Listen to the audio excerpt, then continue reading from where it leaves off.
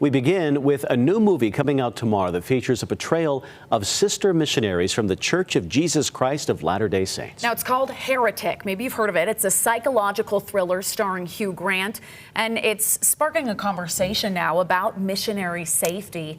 With nearly 80,000 missionaries across the world, we looked into some of these safety concerns that these discussions are bringing to the surface.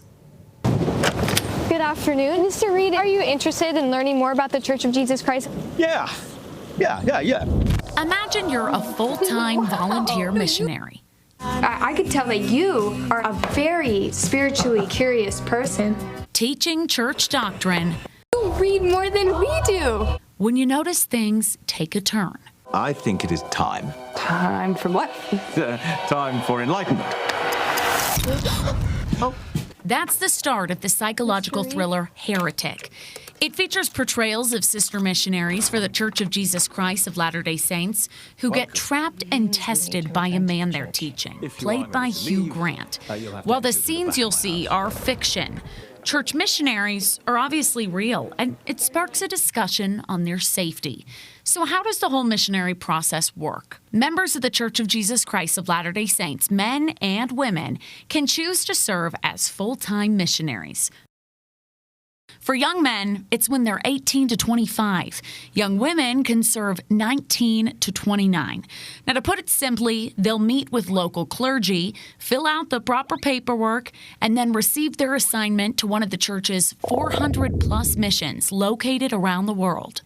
With nearly 80,000 missionaries out there, safety concerns may arise from time to time. Well, when I served my mission, I was robbed at the machete point 8 or 9 times during my mission. When my companion says, Hamari, they've got a gun. And I look up, and the 2 other guys had come out of the fields, and they were holding a gun to my companion's head.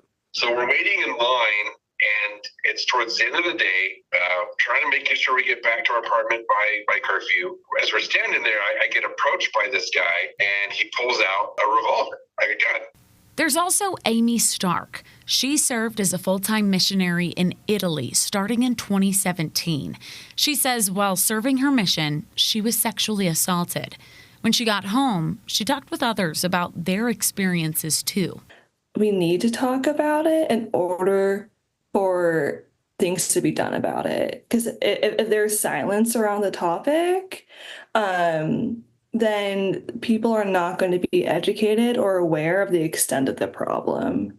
Something to note, some of the missionaries we spoke with don't fault the church. All of these experiences are going to affect individuals in individual ways. Is there more that can be done? I don't think there's a one-size-fits-all to deal with any potential problems.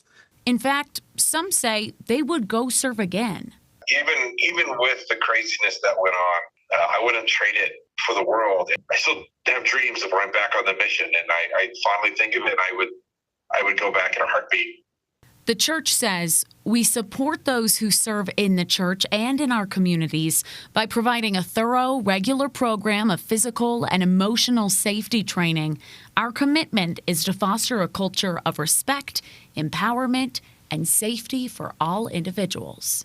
So all in all, when you're watching this, Are you interested in learning more about the Church of Jesus Christ? Come on in. remember them, full-time missionaries who have opinions on safety all across the board, but who choose to serve.